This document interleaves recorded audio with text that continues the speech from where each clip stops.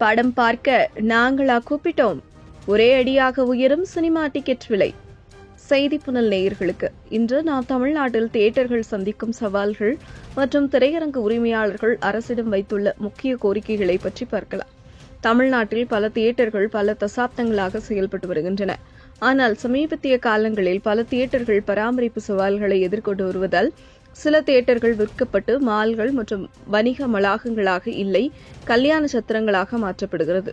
இன்றைய மாடர்ன் உலகில் மல்டிபிளெக்ஸ் தியேட்டர்கள் அதிகமாகும் நிலையில் அவற்றின் வசதிகள் பழைய தியேட்டர்களுக்கு பெரிய போட்டியாக உள்ளது. ஏசி வசதி இல்லாத தியேட்டர்கள் பெரும்பாலும் ரசிகர்களின் வருகையை இழக்கின்றன. இருப்பினும் படங்களின் கெட்டிப்பிடித்தல் வைத்து சில பெரிய படங்கள் மட்டுமே பார்க்க ரசிகர்கள் தியேட்டருக்கு வருகின்றனர். இது மட்டுமல்லாமல் முன்னணி நடிகர்களின் படங்களே கூட சில நாட்களுக்குத்தான் தியேட்டரில் ஓடுகின்றன. இதற்கு காரணம் வாரந்தோறும் புதிய படங்கள் ரிலீஸ் ஆகும் போட்டியும் லாபம் மட்டும் பார்க்கும் நோக்கோடும் வாரம் வாரம் வெள்ளிக்கிழமை படங்களா வந்துட்டு இருக்கு. ஆனா எந்த படமும் சினிமா ரசிகர்களுக்கு பிடிக்கல. காரணம், எல்லோரும் இன்று அரைச்ச பழைய மாவையே மறுபடியும் அரைச்சிட்டு இருக்காங்கன்னு சோசியல் மீடியாவில் நெட்டிசன்கள் பலரும் கருத்து தெரிவித்து வருகின்றனர். அப்படி இருக்க இந்த நிலைமையில் திரையரங்கு உரிமையாளர்கள் தங்களது தியேட்டர்களை நல்ல முறையில் பராமரிக்க தமிழக அரசிடம் சில கோரிக்கைகளை வைத்துள்ளனர்.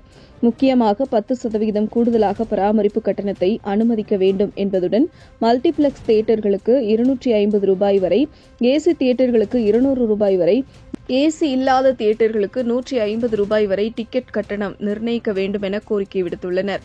மேலும் பக்கத்து மாநிலங்களைப் போல 24 மணி நேர திரையிடலை அனுமதிக்க வேண்டும் என்றும் கூறியுள்ளனர்.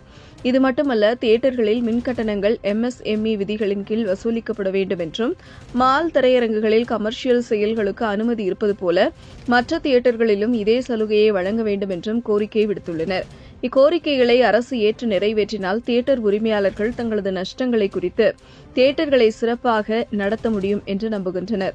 ஆனால் இதனால் ரசிகர்களுக்கு சில தியேட்டர்களில் கட்டணங்கள் உயரலாம் என்று எதிர்பார்க்கப்படுகிறது. இதை கேள்விப்பட்ட ரசிகர்கள் பலரும் எப்படி இருந்தாலும் இப்போ இருக்க டைரக்டர்ஸ் மொக்க உப்புமா படமாகத்தான் எடுக்க போறானுங்க, அதை அதிக விலை கொடுத்து பார்க்கறதுக்கு OTTல நல்ல ஹாலிவுட் படத்தை பார்த்துட்டு போயிடலாம் என்று கருத்து தெரிவித்து வருகின்றனர். இதை பத்தி நீங்க என்ன நினைக்கிறீங்கன்னு கமெண்ட் பண்ணுங்க.